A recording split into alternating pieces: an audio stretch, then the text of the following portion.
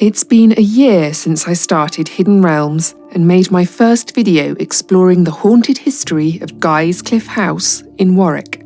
This summer, I finally got the chance to visit the site, and I thought, what better way to celebrate my YouTube-iversary than to dive deeper into the mysteries of the imposing ruin that inspired this channel.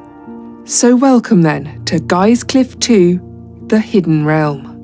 Despite having seen the facade of this haunting property from across the river many times, I realised I'd never noticed any approach to the site.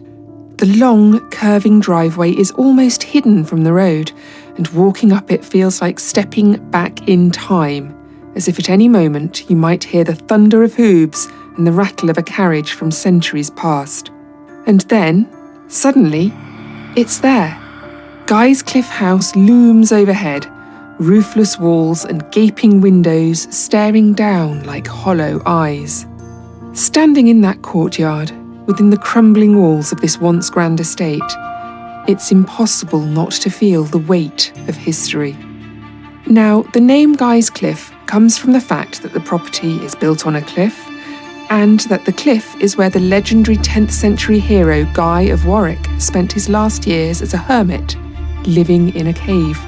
I mentioned in my first video that Guy fell in love with Felice, the daughter of the Earl of Warwick. She wanted him to prove that he was worthy of her hand in marriage by carrying out acts of valour. One of his first was to kill the dun cow, a monstrous creature said to be 18 feet long and 12 feet tall, and which was terrorising the people of Dunsmore Heath. The dun cow had belonged to a giant and, as a magical animal, gave an endless supply of milk. But one day, a witch milked her dry, enraging the beast and turning her into a savage killer. One of the ribs of the slain dun cow was displayed at Warwick Castle, though some naysayers claim this is simply a narwhal tusk. Guy also killed a giant boar that was rampaging near Coventry, and a savage dragon that was slaughtering people in Northumberland.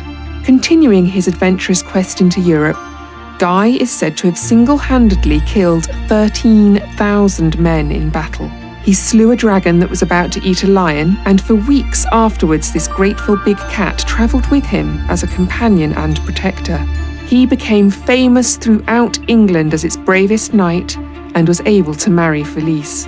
However, immediately after their wedding, Guy decided to make pilgrimage to the Holy Land, a journey that kept him away for many years.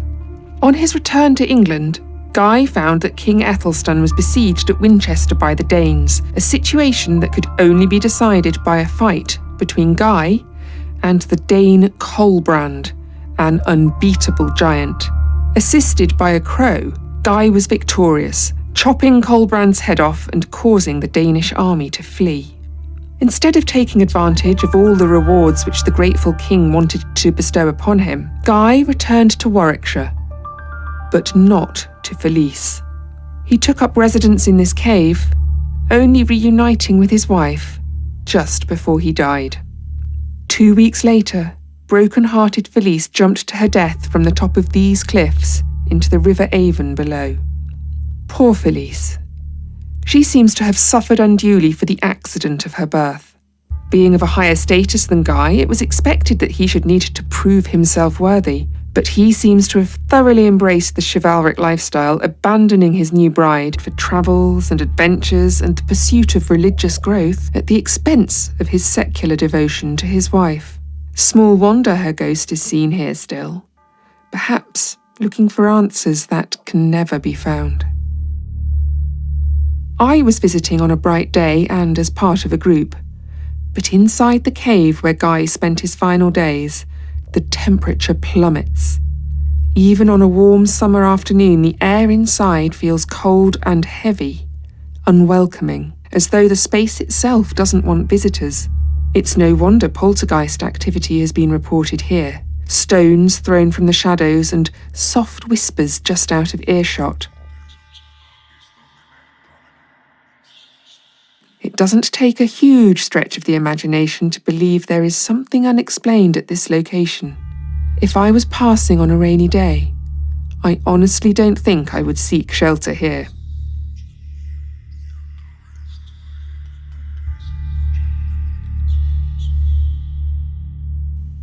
At one end of the site stands the coach house, a large space where ghost hunters and paranormal investigators have reported an entity that touches visitors, moves objects, and even makes noises seemingly warning them away. I found the coach house interesting but not alarming. Would I feel the same way alone and in the dark though?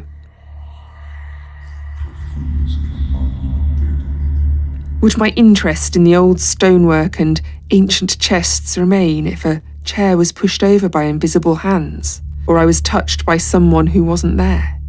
Courage is much easier to come by in daylight. A retreat to the chapel of St Mary Magdalene, built in 1430 and now used as a Masonic lodge, allowed me to put such thoughts from my mind. I admired the stained glass windows and the ancient statue of Guy of Warwick himself, said to be life-sized. And if Guy was indeed this tall, it would explain the huge sword, dining fork and porridge pot of his that are at Warwick Castle. But not even this pretty chapel is free of paranormal activity. Heavy footsteps and the sound of furniture being dragged around can be heard in the rooms above. But when these noises are investigated, there is no one there and nothing out of place. That there are tunnels and underground chambers beneath Guys Cliffe House is clear, though what these were all used for and where they may have gone is not known. Some are rumoured to connect the site to Warwick Castle and St Mary's Church, and there have been intense and dramatic experiences recorded in these lower areas. Strange lights, feelings of fear and sickness, flickering shadows and swirling mists, and a crushing, oppressive atmosphere. And looking down into the dark spaces that stretch to who knows where and were used for who knows what, that doesn't seem impossible. The sandstone the house is built on is Middle Triassic, and the area a site of special scientific interest. Who can say what mysteries are hidden deep in these rocks? Guys Cliffe House is truly a magical place. When the sun shines, light catching on the wings of darting dragonflies, sparkling on the river and reflecting off the remnants of old fireplace tiles still suspended on the walls of the property. It's beautiful, but with a history that goes back so far, can it really be a surprise to find the echoes of the past reverberating through it so powerfully? And when the skies darken and the jackdaws gather, when you notice sudden shadows and strange mists, when everything seems to stand still until all you can hear is your own heartbeat as the air closes in around you, well, that's when you understand that Guys Cliffe House isn't just a place.